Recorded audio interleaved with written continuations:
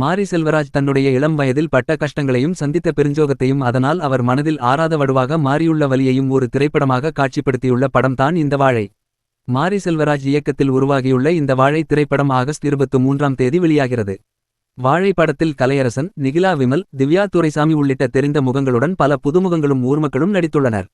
சந்தோஷ் நாராயணின் பின்னணி இசையையும் பாடல்களையும் ஓவர்டேக் செய்யும் விதமாக தேவாவின் பாடல்கள் இடம்பெற்றுள்ளன.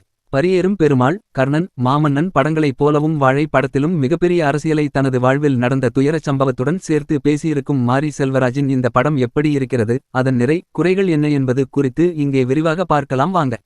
சிறு வயதிலேயே அப்பா தவறிவிட்ட நிலையில் அம்மா மற்றும் அக்காவுடன் வளர்ந்து வருகிறான் சிவனனைந்தான் பொன்வேல். அரசு ஆண்கள் மேல்நிலைப் பள்ளியில் படித்து வரும் அவனுக்கு நெருங்கிய நண்பன் என்றால் அது சேகர், ராகுல் தான். சனி மற்றும் ஞாயிற்றுக்கிழமையானால் அம்மா மற்றும் அக்காவுடன் சேர்ந்து வாழைத்தார்களை சுமந்து செல்லும் வேலைக்கு செல்ல வேண்டும். அப்படி செய்வது அந்த இளம் நாயகனுக்கு சுத்தமாக பிடிக்கவில்லை. ஆனாலும் குடும்ப கஷ்டத்துக்காக காய் சுமக்க செல்கிறான். ஒரு நாள் அம்மாவை ஏமாற்றி விட்டு காய் சுமக்க செல்லாமல் பள்ளிக்கு சென்றுவிடும் சிவனனைந்தான் சந்திக்கும் பிரச்சனைகளும் அன்றைய தினத்தில் அந்த ஊரில் நடக்கும் சோகமும் தான் இந்த வாழைப்படத்தின் கதை. சிவனனைந்தான் கதாபாத்திரம் தான் மாரி செல்வராஜின் இளம் வயது கதாபாத்திரம் என அவரே கூறிவிட்டார். ரஜினிகாந்த் ரசிகராகவும் விஜய் ரசிகராகவும் அவரை காட்டுகிறார். ரஜினிகாந்த் ரசிகரான சிவனனைந்தானுக்கும் கமல் ரசிகராக வரும் சேகருக்கும் இடையே ஆரம்பத்திலேயே டாலர் சண்டை நடக்கிறது. அங்கே இருந்தே அந்த இருவருக்கும் இடையே உள்ள நட்பு, நெருக்கம், விளையாடினாலும் அவனுடன் தான் சண்டை போட்டாலும் அவனுடன் தான் என இருக்கிறார். சேகராக நடித்துள்ள ராகுலின் நடிப்பு அபாரம். தியேட்டரில் நிச்சயம் ரசிகர்களை அந்த சிறுவன் சிரிக்க வைப்பான் என்பது கியாரண்டி. பூவையும் கொடியையும் வரைந்து தனக்கு பூங்கொடி டீச்சரை பிடித்திருக்கிறது என சிவனைந்தான் சொல்ல, நிகிலா விமல் பூங்கொடி டீச்சராக மாணவர்களுக்கே பிடித்த ஒரு ஆசிரியையாக வருகிறார். அவர் வரும் காட்சிகள் எல்லாம் காதல் படமாக மாறி நிற்கிறது வாழை. ஆனால் அதில் எந்தவொரு களங்கமான காட்சிகளும் இல்லாமல் உருவாக்கியதற்கு பாராட்டுக்கள். ₹1 கூலியில் இருந்து ₹2 கூலியை உயர்த்தி தரச் சொல்லி போராடும் இளைஞராக கனி எனும் கதாபாத்திரத்தில் கலையரசன் நடித்துள்ளார். சிவனனைந்தானின் அக்காவான வேம்பு, திவ்யா துரைசாமி அந்த ஊர் பெண்ணாகவே வாழ்ந்திருக்கிறார் என்று தான் சொல்ல வேண்டும்.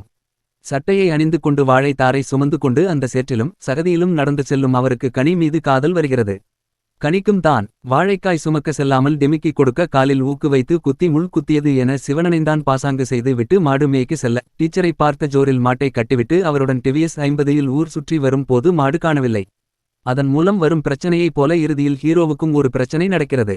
வயிற்று பசிக்காக ஒரு வாழை பழத்தை எடுத்து சாப்பிட அடிவாங்குகிறான் சிவனனைந்தான். கிளைமேக்ஸில் அவனுக்கும் அவன் ஊர் மக்களுக்கும் ஏற்படும் அந்த பெரும் சோகம் கண்ணீருடனும் கனத்த இதயத்துடனுமே நம்மை தியேட்டரை விட்டு வெளியே வரவழைக்கிறது. வாழைக்காய் பறிக்க செல்லும் ஆட்களுக்கு தனியாக ஒரு வாகனத்தை கூட ஏற்பாடு செய்து கொடுக்க முடியாதபடி முதலாளிகள் நடத்தும் சுரண்டலை கம்யூனிச சித்தாந்தத்துடன் எடுத்து பேசியிருக்கிறார் மாரி செல்வராஜ். ₹1 கூலியை உயர்த்தி கேட்டதும் கலையரசனுக்கு எதிராக நடக்கும் சூழ்ச்சிகளையும் சுட்டிக்காட்டி இங்கே எதிர்த்து கேட்டால் அடக்கவும் ஒடுக்கவும் பார்ப்பார்கள் என்கிற அரசியலையும் ஆணித்தரமாக பேசியுள்ளார். அவர் இளம் வயதில் அனுபவித்த வலிகளை படமாக அதையும் மக்கள் பார்க்க வேண்டிய படமாகவும் பார்க்கும்படியான படமாகவும் எடுத்து வைத்திருக்கிறார். சந்தோஷ் நாராயணின் பின்னணி இசை படத்திற்கு பெரும் பலமாக அமைந்துள்ளது. தேவாவின் தூதுவளை இலை அரைச்சு பஞ்சுமிட்டாய் சேலை கட்டி பாடல்கள் வைக்கப்பட்ட இடங்கள் அருமை. இளையராஜாவுக்கு நன்றி கார்டு போட்டுவிட்டு சக்கரை தேவன் படத்தில் இடம்பெற்ற மஞ்சள் பூசும் வஞ்சி பூங்கொடி மற்றும் இதயம் படத்தில் இடம்பெற்ற பூங்கொடி தான் பூத்ததம்மா பாடல்களை சிவனனைந்தான் கதாபாத்திரம் வாயிலேயே பாடும் காட்சிகளும் கிளாப் சொல்லுகின்றன. ரஜினிகாந்த் vs கமல்ஹாசன் ரசிகர் சண்டை தியேட்டரில் சிரிப்பலையை கிளப்புகிறது. கடைசியாக நடக்கும் அந்த அதிர்ச்சியான சம்பவம் மற்றும் அதன் உண்மை பின்னணி நெஞ்சை கணக்க வைக்கிறது. தனது அம்மா தன்னை கொடுமைப்படுத்திய காட்சிகளை சொல்லவும் முடியாமல் மெல்லவும் முடியாமல் அவர் பக்கத்தில் உள்ள நியாயத்தையும் காட்சிப்படுத்திய விதத்திற்கு தனி பாராட்டுக்கள். கொட்டுக்காளி படத்தை பார்த்துவிட்டு வாழை படத்தை பார்க்கும் போது இந்த படத்திலும் பின்னணி இசை இல்லாமல் இருந்திருந்தால் இன்னமும் படம் கனெக்ட் ஆகியிருக்குமே என்கிற கேள்விகளும் எழத்தான் செய்கிறது.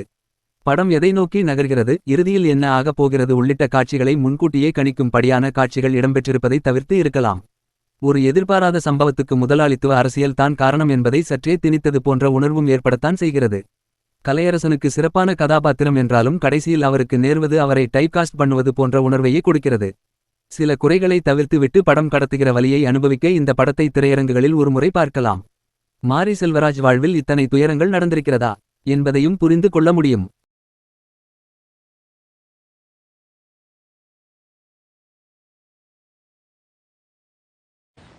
நீங்க இன்னும் இங்கதான் இருக்கீங்களா? முடிஞ்சிருச்சு. வீட்டுக்கு போங்க. போங்க போங்க போங்க. மறக்காம சர்ப்ரைஸ் பண்ணுங்க. தேங்க்யூ.